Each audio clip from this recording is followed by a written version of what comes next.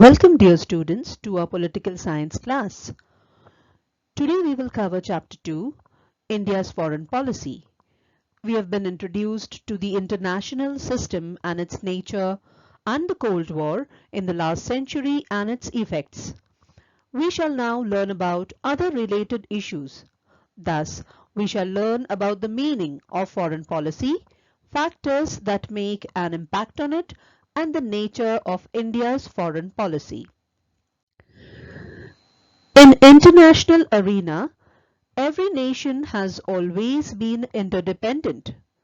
Even after attaining highest level of development, every nation has to make some dependency on other nations to fulfill their own interests. No nation can remain isolated. Thus, the framing of foreign policy is a necessary activity of the modern state.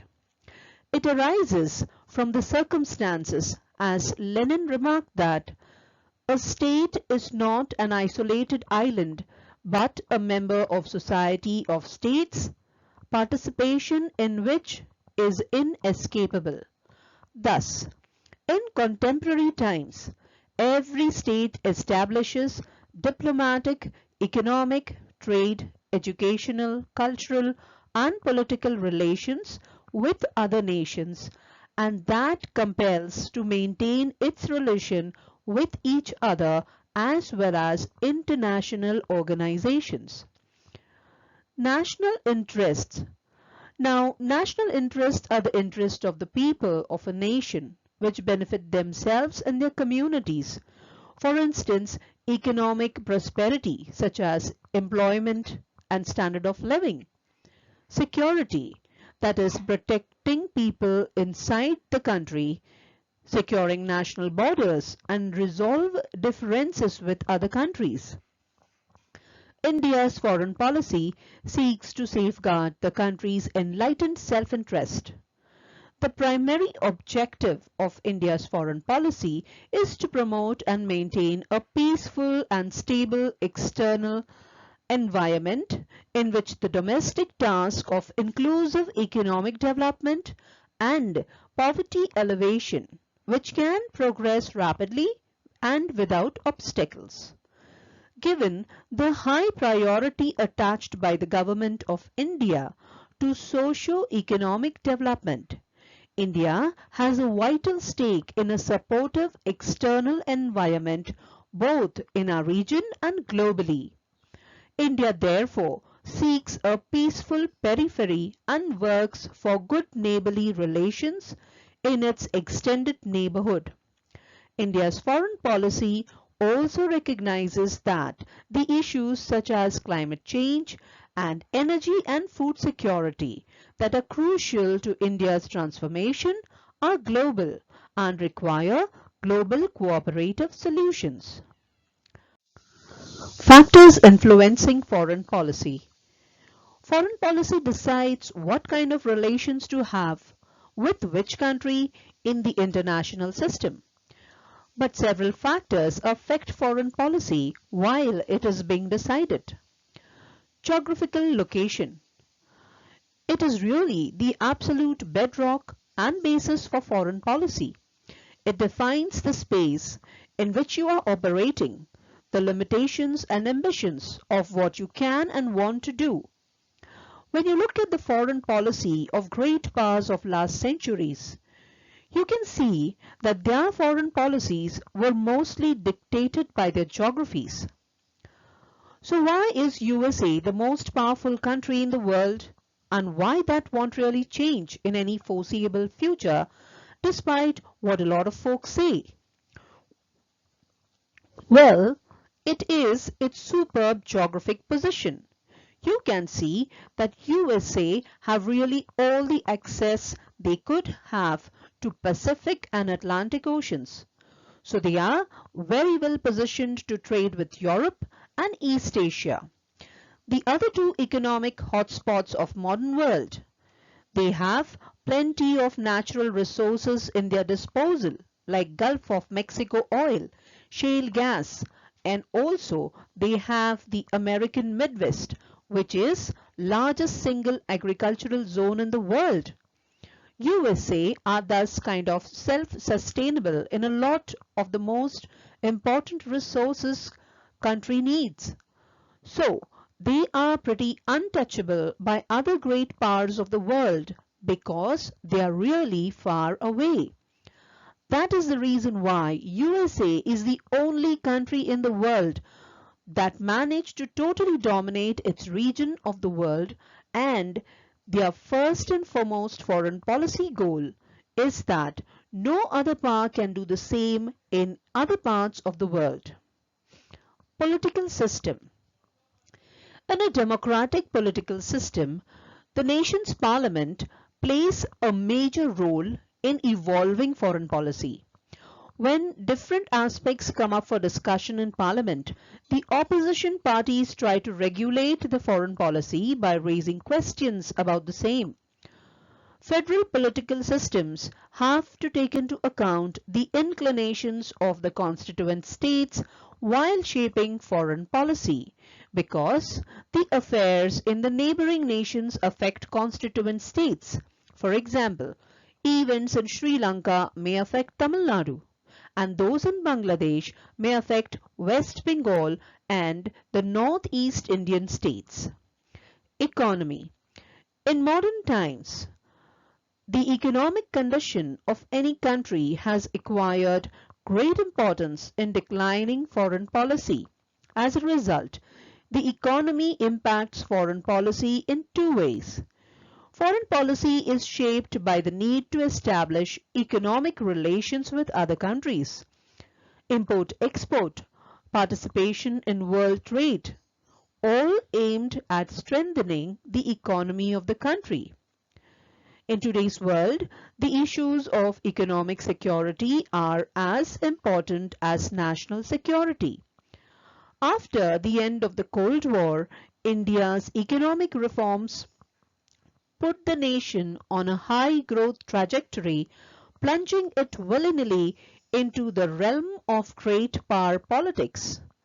And as a new decade dawned at the beginning of a new millennium, India seemed poised to be at the threshold of achieving the status of a major global power, emerging as an indispensable, albeit reluctant, element of the new global order, exemplified by its growing economic and military might. National leadership. Individual leaders rarely have the ability to actually change anything about a nation's foreign policy. The president, the prime minister, the foreign minister, the defense minister, the finance minister, and the home minister have a role in deciding foreign policy.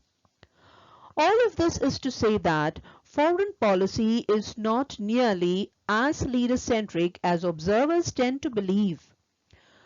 The role of national leaders in foreign policy is important to note, as they typically have constitutional powers to execute foreign policy decisions. Much ink has been spilled about Obama's foreign policy. In the debate dedicated to foreign policy, Obama's handling of Libya, Syria, and Iran were criticized heavily for not being strong enough. Pandit Jawaharlal Nehru contributed the policy of non-alignment to India's foreign policy. Prime Minister Atal Bihari Vajpayee contributed a great deal to improving Sino-Indian relations. Administrative factors.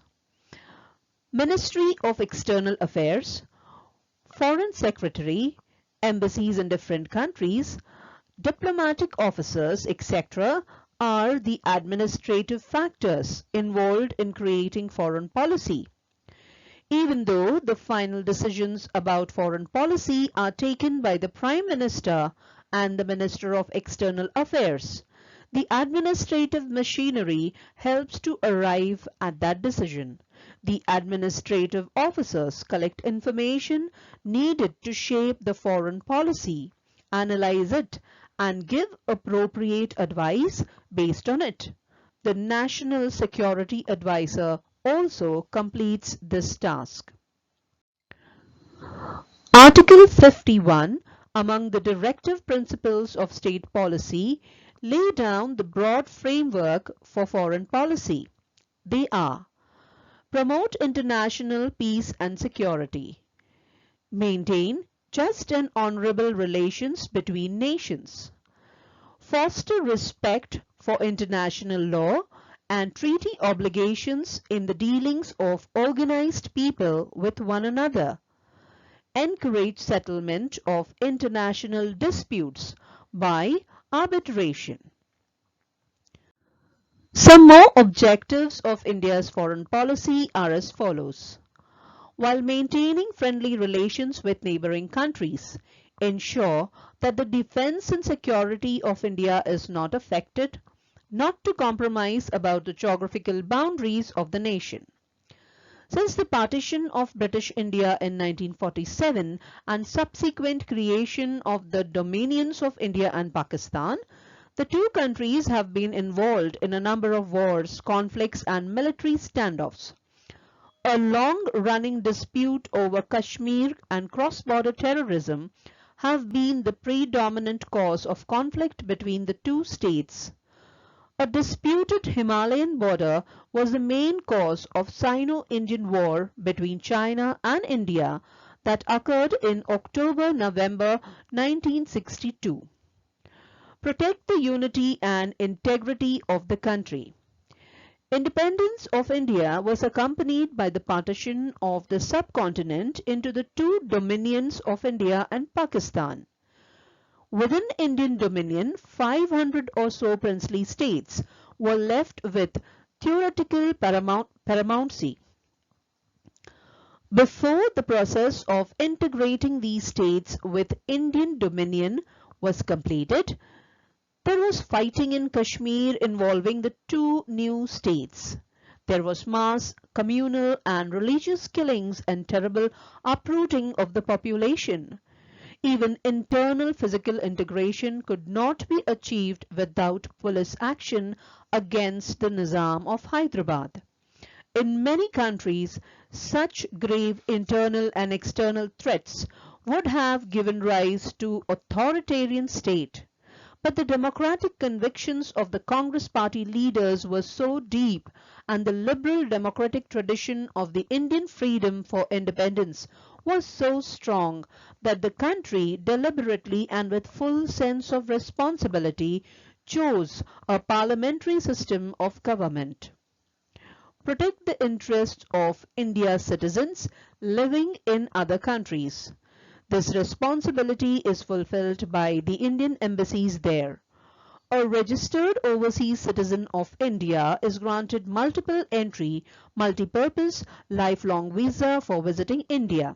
He or she is exempted from registration with Foreign Regional Registration Officer for any length of stay in India and is entitled to general parity with non-resident Indians in respect of all facilities available to them in economic, financial and educational fields except in matters related to the acquisition of agricultural or plantation properties. Specific benefits is notified by the ministry from time to time. An embassy also helps out the refugees who are stuck in dangerous situations, providing passports, legislation of signatures, registration of birth, marriage and deaths subject related to his or her home state. To establish economic and commercial relations with other countries for achieving economic development of India. India's growth economy, strategic location, mix of friendly and diplomatic foreign policy and large and vibrant diaspora has won it more allies than enemies. India has friendly relations with several countries in the developing world. Though India is not a part of any major military alliance, it has close strategic and military relationship with most of the fellow major powers. Prime Minister Pandit Nehru shaped India's foreign policy in the early period.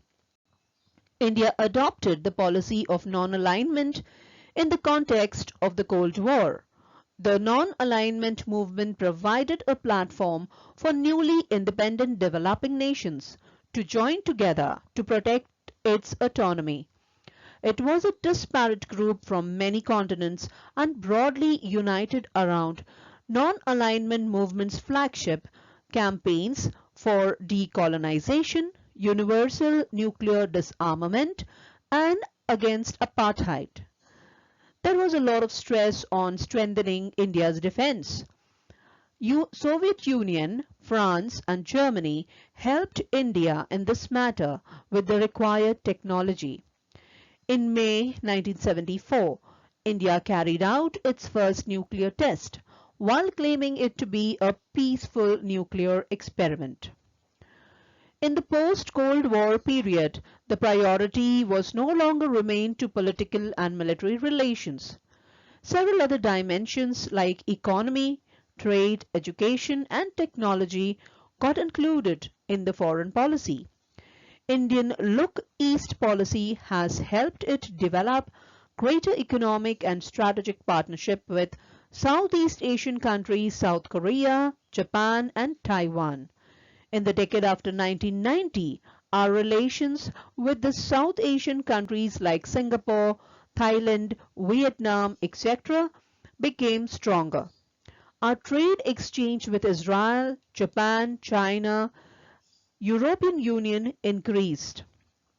India began to participate in organizations at the international level and regional levels more than before. For example, G20 and BRICS.